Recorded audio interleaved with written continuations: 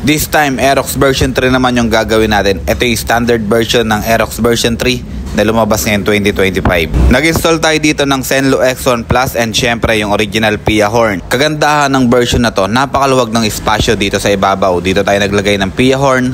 At syempre, dito na rin natin nilagay yung ating exclusive harness for Aerox version 3. At dahil nga maluwag yung espasyo nitong Aerox version 3, maaari pa tayong maglagay dito ng mas malalaking busina kagaya ng Bosch Europa. Siya nga pala, bago ko makalimutan, special shoutout muna kay Mang Kaloy. Siya yung technician ng mga motor natin dito. Siya yung gumagawa ng mga MDL. Siya yung gumagawa ng busina ng mga customer natin na dumadating dito sa shop.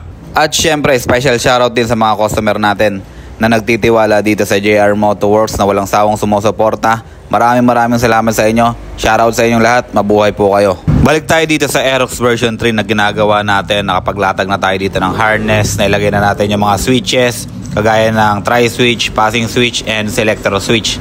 Okay na lahat. Working na lahat ito. And for testing na lang ang gagawin natin.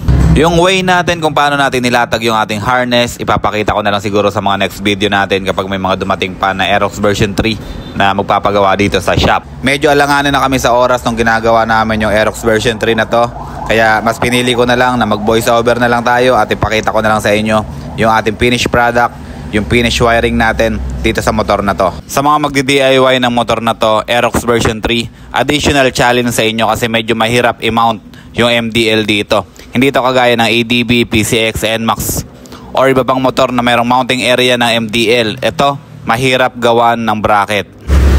Nakapag-develop na rin tayo dito ng special bracket for Aerox version 3. Gumamit tayo dito ng stainless steel na mga flat bar and syempre mga stainless balls and nuts para may mount natin na maayos yung MDL na to.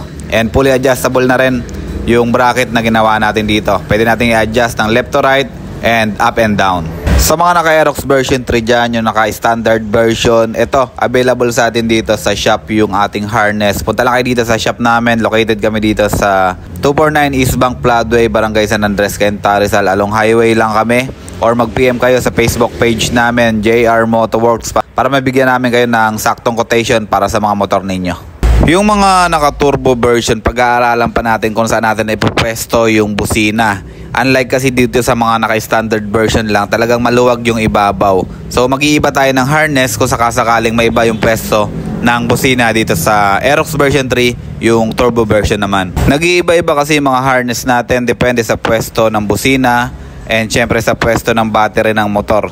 Mas malayo yung battery, mas mahaba yung mga wire, and kung hiwa-hiwalay din yung busina, mas hiwa-hiwalay din yung wire para sa mga busina. So kaya mag-iiba-iba talaga yung mga harness natin. Sa mga susunod na araw, kung meron pang mapapasyal dito na Aerox version 3, yung standard version, pag-iigihan pa natin, mas i-improve pa natin yung latag ng harness natin, mas papagandahin pa natin, and syempre mas lilinisin natin yung pagwawire ng mga motor na to.